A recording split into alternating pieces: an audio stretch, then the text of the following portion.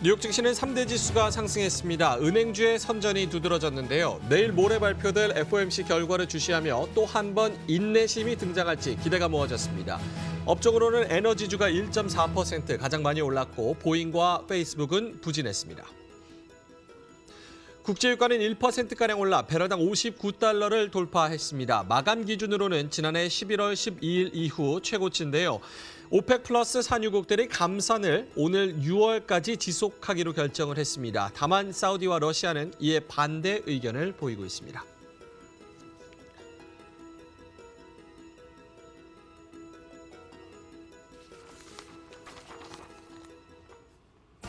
시청자 여러분 안녕하십니까. 글로벌 시황의 원조 머니투데이 글로벌랩 오늘도 힘차게 시작합니다.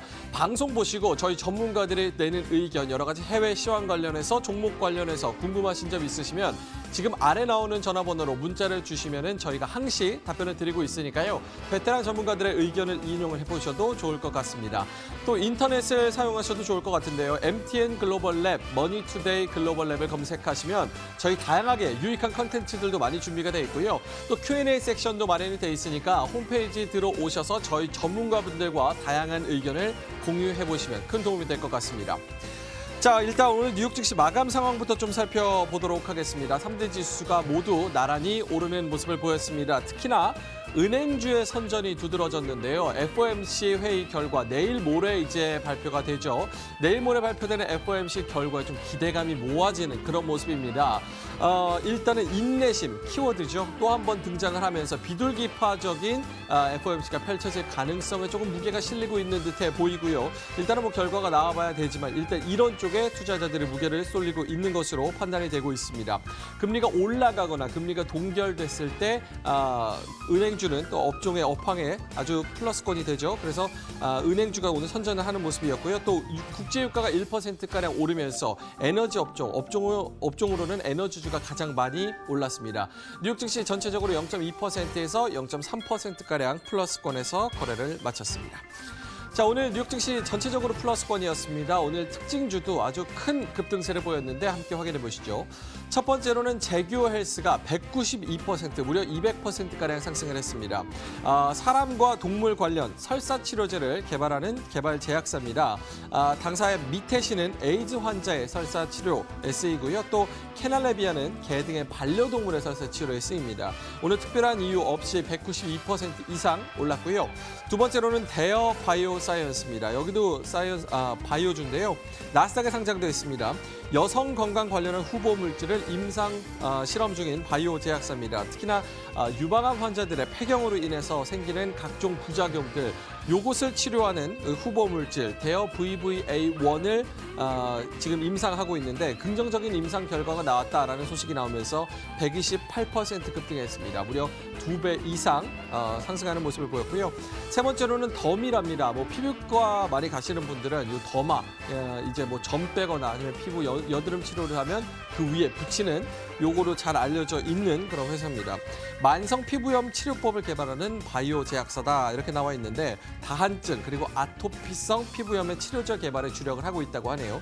오늘 84%가량 올랐고요. 상승 이유가 뚜렷하게 있었습니다. 더미라가 1억 1천만 달러 상당의 보통주의 인수 공모를 했다라는 소식이 나오면서 이런 소식에 84% 급등했습니다.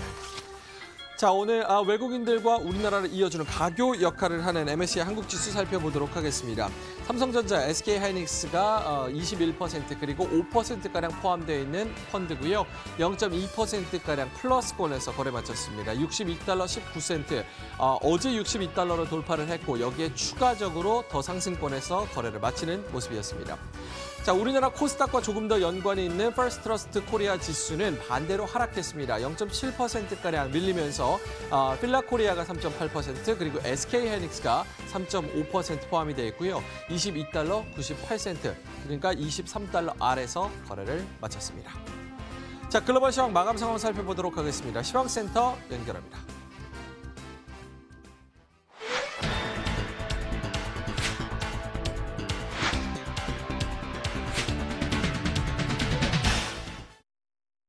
네, 현지 시간 월요일장 글로벌 시장 분위기 어떻게 나왔을까요? 불확실성 가득하고 상승 재료도 하락 재료도 뚜렷하진 않지만 여러 가지 재료들 속에서도 그러나 올라서려는 그 탄속이 상당히 강했습니다. 조금 전 마감한 미국 주식시장 역시 좁은 범위 내에서 움직임 나왔지만 역시 3대 지수 모두 플러스 마감을 했는데요. 지금부터 지수 움직임 조금 더 자세하게 확인해 보도록 하죠. 보시는 것처럼 다우를 포함해서 3대 지수 모두 플러스권이었습니다. 그 폭 자체는 크진 않은데요. 0.2에서 0.3%가량의 오름세였습니다. 일단 하단에 깔려있는 재료는 이번 주 후반으로 예정된 FOMC 회의 결과입니다. 19일과 20일 이틀에 걸쳐 진행이 됩니다. 1월 FOMC에서는 상당히 비둘기파적인 신호가 나왔지만 그 이후 조금은 아이러니하게 시장 흐름은 조금 주춤했는데요. 이번 FOMC 회의에 또 한 번 시장은 비둘기파적인 이 완화적 신호를 기다리고 있습니다. 점도표 그리고 자산 조정에 관해서 어떠한 조정이 나올지 여기에 관심 집중되어 있는데요. 점도표 올해 2번 그리고 내년 1번인데 올해 1번으로 축소될 것이다. 그리고 올해 자산의 축소가 이상으로 얘기가 될 것이다. 이런 분석들 상당히 많습니다. 그러다 완화적인 비둘기파적인 목소리가 나오지 않으면 동시에 실망감이 나올 수 있다는 점 시장 경계감을 표하고 있는 오늘 시장이었습니다.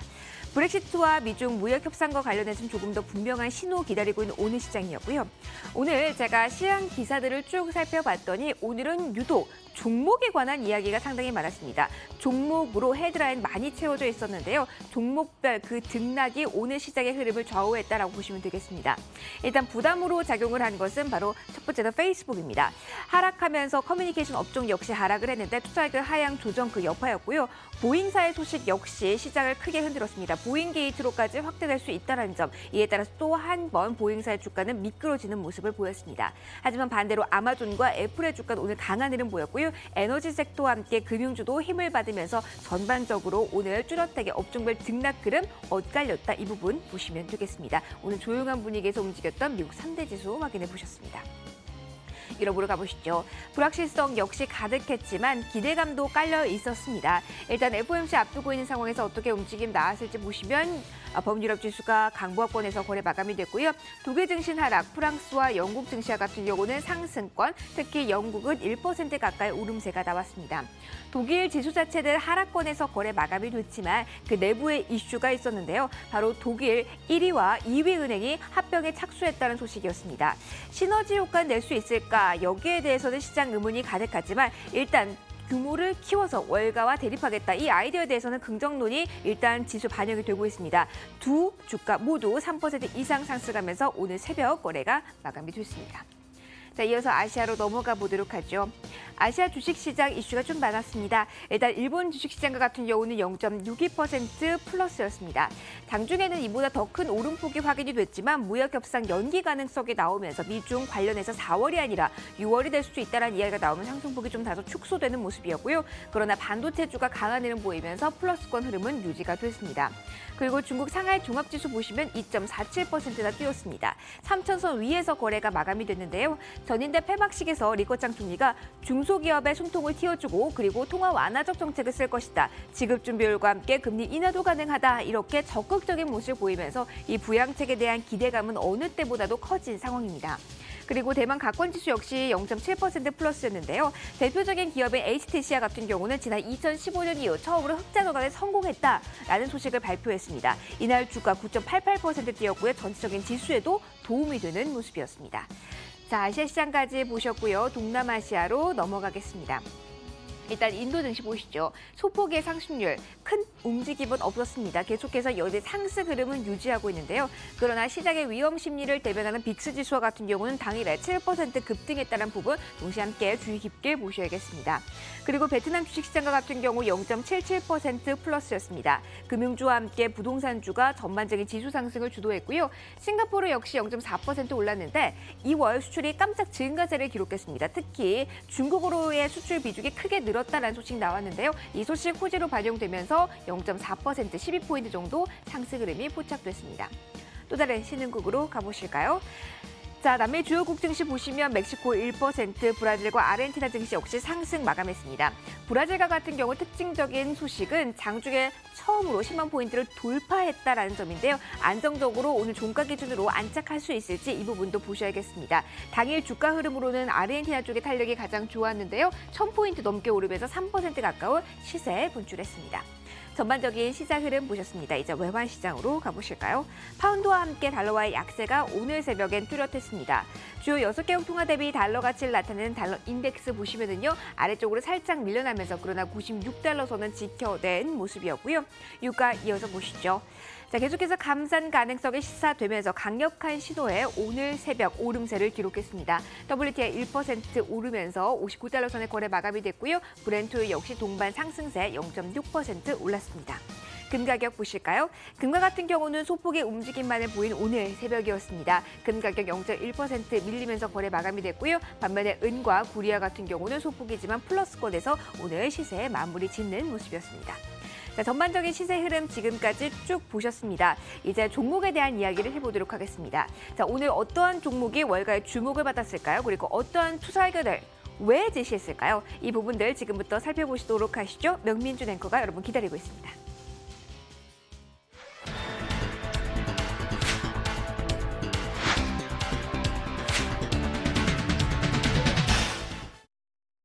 네, 개별 종목에 대한 이야기 조금 더 해보도록 하겠습니다. 오늘 월가의 투자 의견 변경 종목 3가지 가져왔습니다. 자, 첫 번째로는 페이스북입니다. 팽주의 대표적인 첫 번째 리더죠. 그리고 F 처음 들어가 있는데 페이스북입니다. 근데 요즘 사실 페이스북이 업황이 굉장히 안 좋습니다. 전방위적으로 압박을 받고 있는데 목표 주가 170달러 유지를 했지만 니더맨 컴퍼니에서는 투자 의견을 하향 조정했습니다. 오늘 주가도 3% 넘게 밀렸죠. 일단은 며칠 전에 뉴질랜드에서 테러 있었잖아요. 이 인종 몰살로 해가지고 총경 영상이 있었는데 이 총경 영상을 라이브로 또 방송을 해서 아주 큰 지금 문제가 됐었습니다. 근데 이 생중계 플랫폼이 바로 페이스북이었습니다. 이로 인해서 이 경찰도 요청에 따라서 이 라이브 영상 그리고 용의자의 계정을 삭제해라 이래서 페이스북이 여기에 한 번 더 연루가 됐고요. 한 번 더 곤혹을 치르는 그런 변수가 나타나게 됐습니다. 또 여러 가지 보면은 매수 의견에서 보유 의견으로 낮췄는데 페이스북이 전방위적으로 압박을 받고 있다고 말씀을 드렸잖아요. 두 번째로 압박을 받고 있는 게 바로 가짜 뉴스입니다. 미국에서도 페이스북이 대선에 개입을 했다 이런 얘기가 나오면서 러시아 스캔들 여기에 가짜 뉴스가 페이스북을 통해서 많이 퍼지고 있다. 주커버그가 의회 청문회까지 출석을 해서 여기에 증언을 하는 그런 모습까지 보였고요. 규제 위험에 대한 압박도 받고 있고 또 이 주커버그가 최근에 이제 메신저 사업으로 전환을 하려고 합니다. 여러 가지 사업적 다각화를 꾀하고 있는데 페이스북을 메신저 사업으로 돌리고 또 개인정보 보호를 위해서 피드를 이 사적으로 올리는 그런 전략도 지금 취하고 있습니다. 이런 거를 봤을 때 이 사적 메시지의 암호화라는 전략적 중심축, 즉 안보를 보안을 어떻게 조금 더 강화를 해야 되고 여기에 광고를 어떻게 껴넣을 것이냐라는 사업적인 전략에 대한 도전을 많이 받고 있다는 평가를 받고 있고요. 페이스북이 이제 IT주의 특성상 많이 사업화가 빨리빨리 변하는 그런 특성상 페이스북도 이제 변화를 꾀할 때가 됐다라는 평가가 나오고 있습니다. 니더맨 컴퍼니에서 매수해서 보유 의견으로 낮춰 잡았다는 점 좀 참고로 해보셔야겠고요. 목표 주가를 170달러를 얘기를 하고 있지만 지금 주가보다는 더 내려갈 가능성이 크다라는 게 업계 전반적인 평가입니다. 매칭 종목으로 우리나라 네이버와 카카오 두 가지 잡아봤습니다. 자, 두 번째입니다. 죽지 않는 대마불사 제조업체 나이키, 코카콜라, 그리고 정유사 이렇게 들 수가 있는데요. 여기 나이키 한번 가져와 봤습니다. 매칭 종목으로는 필라코리아 그리고 화성엔터프라이즈 이렇게 있는데 좀 잠시 후에 설명을 드리도록 하고요. 목표 주가가 90달러에서 100달러로 상향 조정됐습니다. 나이키가 얼마나 더 잘 나가야 되나 싶지만 이 크레딧 스위스에서는 아웃퍼폼 유지를 하면서 나이키의 매출이 빠르게 늘고 있다는 호평을 내놓고 있습니다. 2020년도 회계연도 그러니까 내년도까지는 이 매출 성장세가 좀 이어질 것으로 보고 있고요. 글로벌적인 지속적인 글로벌 셰어 확장에 초반에 있는 것으로 보인다고 평하고 있습니다. 즉 앞으로도 조금 더 확장할 수 있는 룸이 있다라고 평가를 하고 있죠. 매칭 종목 필라코리아를 잡아봤는데요. 일단 필라코리아 같은 경우는 우리나라 필라에서 계속해서 제조를 하고 있고요. 화성 엔터프라이즈는 아디다스 신발을 ODM으로 생산하는 회사입니다. 이렇게 해서 필라코리아 나이키의 목표 주가는 $90에서 $100 잡아봤고요. 오늘 1% 넘게 상승을 했지만 아직 $100까지는 조금 갭이 있는 것으로 판단이 되고 있습니다.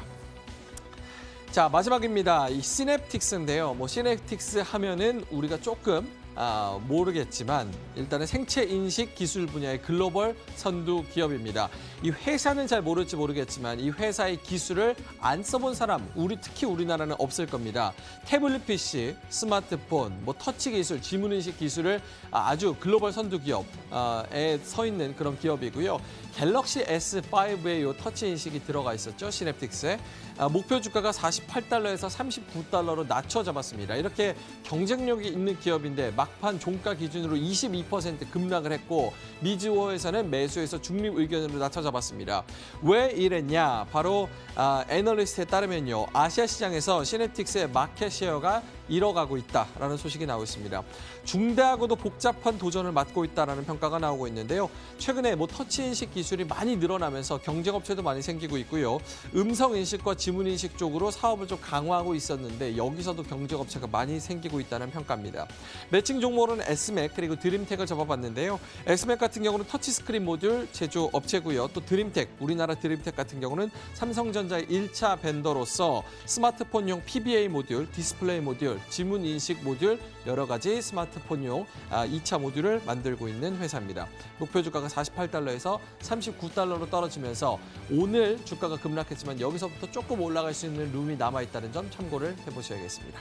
자, 월가의 투자 의견 변경 종목 3가지 알아봤습니다.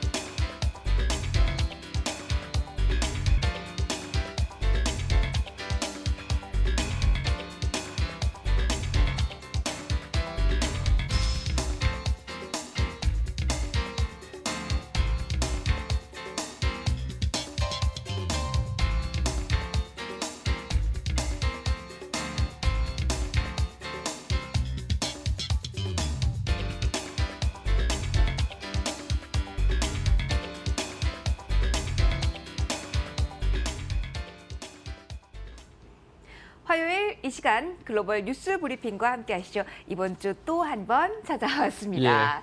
자, 그래도 기다리시는 분들이 꽤 많으시다라는 소식을 들었어요. 그런 소리가 들리는데 뭘 보고 그렇게 기대하시는지 모르겠어요. 우리 또 묘앵커가 또 여러 가지 말씀해 주시니까 네네. 또 여기에도 조언을 많이 받으시는 것 같습니다. 네. 오늘도 힘내서 파이팅 마무리를 해보겠습니다. 지어보죠. 자, 첫 번째는 오늘 미국 주식시장에는 큰 영향을 미치진 않았지만 아시아 시장의 상승폭을 좀 둔화시킨 요인 중에 하나였죠. 예. 미중 협상 타결 시기가 4월이 아니라 6월이 될 수도 있다. 이 이야기가 나왔습니다. 계속 미뤄지고 있어요. 예, 이게 첨예한 이슈가 계속 남아있는 것 같아요. 여러 가지 이슈가 남아있는데 이 4월 얘기가 나오고 있고요. 또 6월까지 딜레이가 된다 이런 얘기가 나오고 있어요. 어떤 부분이 딜레이가 되고 있는지 조금 설명을 해주실까요?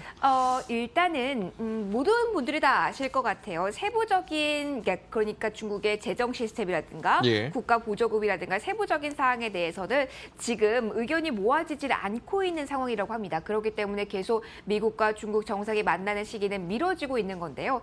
일각에서는 북한과 미국이 만나는 그 회담 자리가 노딜로 끝나면서 더욱더 입장이 양국 모두 조심스러워졌기 때문에 노딜을 받기 위해서 시간을 더 끄는 것이다. 이러한 분석도 나오고 있습니다. 지금 마지막으로 어쨌든 간에 조율을 하고 있는 게 지금 로버트 라이트하이저 대표가 만약에 중국이 이것을 이행을 안 했을 때 미국이 다시 관세를 부과할 수 있느냐 없느냐에 대해서도 합의를 하고 있는 것 같아요. 그러니까 이 관세를 중국의 이행 상황을 봐서 단계적으로 관세를 철폐해 주느냐 아니면 아예 관세를 철폐를 해주고 나서 중국의 이행 상황을 살펴보느냐 아니면 뭐 부분적으로 하느냐 여러 가지 이 부분에 대해서 맞아요. 이해관계가 얽혀 있기 때문에 중국이 이것을 지키지 않을 가능성에도 미국은 무게를 두고 있는 것 같더라고요. 그렇죠. 그리고 협상 막판이라도 관세를 부과할 수 있다 이런 분석도 나오고 있기 때문에 정말 마지막 순간까지도 놓을 수가 없는 시점이고 그리고 여러 정치권 상황을 고려했을 때 양측 모두 미봉책으로 그냥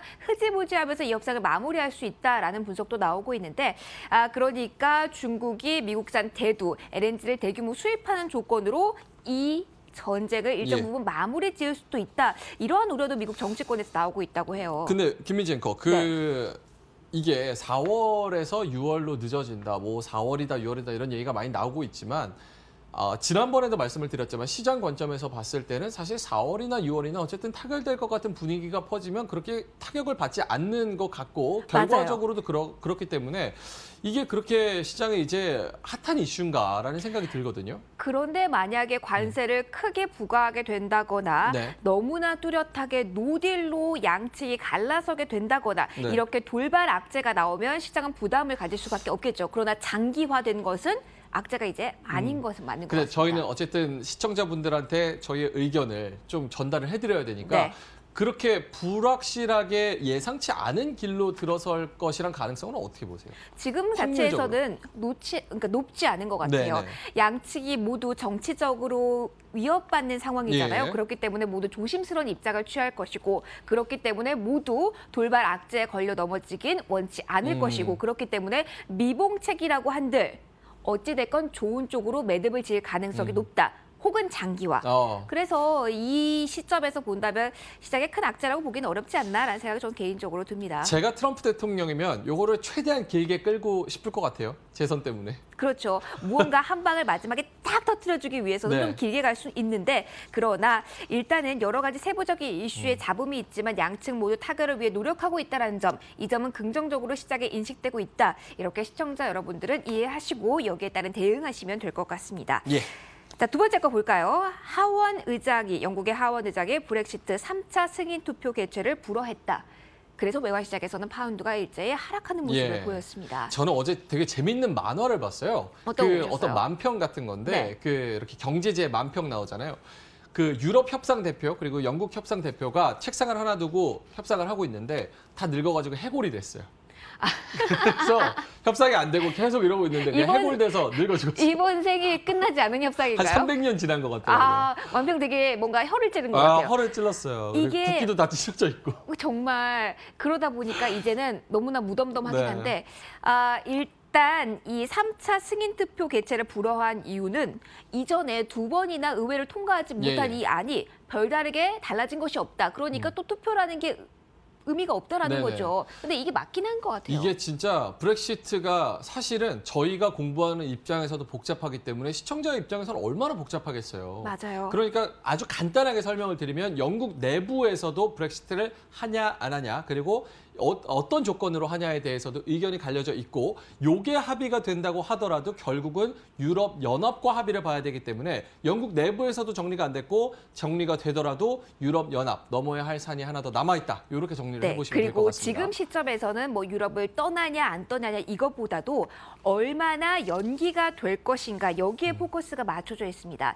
일단은 메이 총리가 이제 브뤼셀로 건너가서 22일까지 회의에 참석을 합니다. 여기에서 27개국이 모두 이 연기안에 찬성을 한다고 하면은 일단 6월까지는 이 찬성안이 예. 통과가 되면서 연기가 되게 되는데요. 이제 문제는 EU 쪽에서 5월에는 선거에 그럼 참여해야 된다. 그쵸. 이렇게 얘기를 하고 있는데 문제는 너네 떠날 건데 왜 선거에 참여해야 하고 그쵸. 일부 국가들이 반대를 하면서 또 잡음이 일어날 수 있다는 부분. 하지만 무난하게 넘긴다면 7월 이후까지도 지금 연기될 가능성은 언급이 되고 있습니다. 좀 복잡하긴 하네요. 영국 제가 이거를 또 보니까 네. 이게 2016년부터 지금까지 이어져 온 이슈잖아요. 영국 내부에서도 약간 그런 분위기가 있는 것 같아요. 어쨌든 간에 계속 미뤄지고는 있으니까 뭐 되건 안 되건 그냥 우리끼리 일단 합의를 보자. 그러니까 안 됐을 때 완전 그냥 내팽겨쳐지는 시나리오는 에이 설마 그러겠어라는 분위기가 있는 것 같아요. 왜냐면은 유럽연합 쪽에서도 키를 쥐고 있는데 유럽연합도 노딜은 원하지 않고 있는 상황이란 말입니다. 자, 그리고 영국 내부에서도 사실은 투표 직후에서는 사실 젊은이들 사이에서는 반발감이 상당했어요. 제 영국에 친구들도. 계셨잖아요. 네, 제 친구들도 너무너무 여기에 반발을 하고 어떡하지? 이제 우린 어떻게 되는 것인가 혼란이 있었는데 시간이 너무 많이 지나다 보니까 이제는 담담하고 최악의 상황은 면할 것이니까 이제 흘러가는 말씀하신 대로 지켜보자라는 심리가 강해지면서 일단 심리도 그렇고 주식시장에도 미치는 영향이 중립까지 내려온 것 같습니다. 저희가 팩트를 전해드렸으니까 짧게 전망 한번 전해드려볼까요? 어떻게 브렉시트 전망? 이것도 장기화, 그 만평 저도. 그대로, 만평 그대로. 그러니까요. 예, 계속 이것도, 장기화될 가능성이 높을 것 같아요. 예. 일단 영국에서 내부에서 정리가 돼야 되고 요것도 유럽연합의 합의를 같이 얻어야 되니까 맞아요. 6월은 저는 6월에서 한 번 더 연기가 될 것 같아요. 왜냐하면 영국 의회를 6월에 또 새로운 합의안이 통과할 가능성은 아직까지 낮기 때문에 예. 자 여기에 대해서도 장기화될 가능성이 높다. 또 이에 따른 대처하셔야겠죠. 예. 세 자 번째 마지막 뉴스. 거 보도록 하겠습니다. 아까 시황하실 때 개별적인 종목이 많이 나왔다. 개별적인 종목 이슈가 많이 나왔다 이렇게 말씀을 해주셨는데 아무래도 또 종목 많이 보는 것 같아요. 예, 특히 이제는 펄스의 시대가 온다라고 펄스 한번 봐주실래요? 예. 뒤에 나오고 있어요. 뭐 여러 가지 말도 잘 지어내요. 팽주가 있고 또 마가도 있죠. 마이크로소프트, 애플, 구글, 아마존 그리고 이제 나오는 게 이 펄스 네. 해서 지금 보시는 것처럼 왼쪽부터 까만 쪽부터 핀터레스트 그리고 팔란티어고요. 예, 우버, 리프트 그리고 슬랙스. 예. 그렇게 지금 5가지입니다. 보시면은 아유, 어려워. 우버와 리프트가 차량 공유 시스템, 슬랙 같은 경우가 업무용 메신저, 그리고 팔란티어 같은 경우는 빅데이터 분석 기업이고 여기 나오네요. 예. 그리고 제가 설명 안 드린 게 핀터레스트가 예. 사진 공유 SNS인데 명예껏 사용해 보신 거 있으세요? 저는 일단은 우버, 네. 리프트는 안 써봤고 리프트는 지금 미국에서 서부 쪽에서 많이 쓰는 것 같고요. 우버는 써봤고 핀터레스트도 써봤어요. 근데 여기서 지금 가장 주목을 받는 거는 일단은 우버가 되겠죠? 대여라고 하죠. 그렇죠. 알리바바 이후에 대여라고 하는데 4월에 1,200억 달러 정도 조달할 수 있을 것이다라는 이야기 이게 나오고 알리바바 이후로 최대 IPO죠? 최대 IPO예요. 예. 그리고 오늘 시장에 나온 뉴스는 리프트인데요. 3월 29일 정도에 시장에 입성을 할 걸로 얘기가 되고 예. 있고 150억에서 최대 200억까지 자금을 모을 수 네네. 있을 것으로 이야기가 되고 있습니다. 저는 개인적으로 조금 주목을 하고 있는 게 이제 핀터레스트예요. 이거 괜찮죠? 예, 핀터레스트가 괜찮은 게 이제 사실은 이거 저희도 어려운데 시청자분들한테 전해드리려고 하니까 저희가 최대한 쉽게 설명을 해드리려고 하고 있어요. 하실 수 있어요. 이게 이제 펄프스가 나중에 이제 포스트 팽이 될 수 있다라는 종목들을 지금 모아둔 겁니다. 그래서 차기 이제 기술 업종이 생태계가 빠르게 바뀌기 때문에 왜냐하면 팽주식이 시장을 이끌어온 지가 10년 가까이 그렇죠. 됐어요. 이미 벌써 블루칩이 돼버렸으니까. 맞아요. 그러니까 이제 시장의 새로운 동력이라고 얘기하기는 조금 새로운 그 흐름을 그렇죠. 돌풍을 하기 좀 어렵죠. 요게 이제 뜨는 기업들인데 우버는 뭐 다 아실 테니까 뭐 우리나라에서는 타다도 있고 소카도 있고 요거랑 똑같은 기업이라고 생각을 하시면 차량 공유 서비스라고 생각을 하시면 되고 두 번째로는 이제 핀터레스트인데 페이스북이 최근에 많이 문매를 맞고 있고 또 인스타그램도 이제 약발이 많이 떨어졌어요. 네. 왜냐면 허세 사진이 너무 많아요. 근데 그런 거에 반해서 핀터레스트는 조금 더 깨끗하다고 표현해야 깔끔하고 될까요? 뭔가 세련된 잡지 느낌, 맞아요. 이쁜 모던한 잡지 느낌의 사실은 이제 디자인 하시는 분들이 요 핀터레스트를 많이 사용하셨는데 요즘은 이미지 컷에 대한 관심이 높아지다 보니까 그렇죠. 여기에 일반인들도 많이 참여해서 사진을 올려 공유하는 것 같습니다. 저게 픽처 플러스 인터레스트. 그러니까 내 관심이 있는 인터넷 사진을 세이브해서 그거를 내 잡지라고 하는 것처럼 이렇게 웹페이지에 저장을 하는 겁니다. 자, 지금 개별적으로도 매력이 있는 종목이긴 한데 자, 투자하시는 입장에서 주의해야 되셔야 될 것 바로 이제 헤지펀드 쪽에서 기존의 땡 주식을 매도하고 그러니까 급격한 하락세가 나타나고 중요하죠. 이쪽으로 자금이 몰릴 수 있다는 점입니다. 그렇기 때문에 이런 자금 이동 신호가 지금 줄줄이 대기하고 있기 때문에 여기에 대한 대비도 꼭 해두셔야 될 것 같습니다. 그거는 저희가 해드려야죠, 대비는. 네, 저희가 함께 여러분과 해드리도록 하겠습니다. 함께 하시면서 여러 가지 조언들 얻어가시기 바라고요. 오늘 미중 무역 협상부터 새로운 돌풍, 펄스에 대한 이야기까지 글로벌 뉴스 브리핑에서 다뤄봤습니다.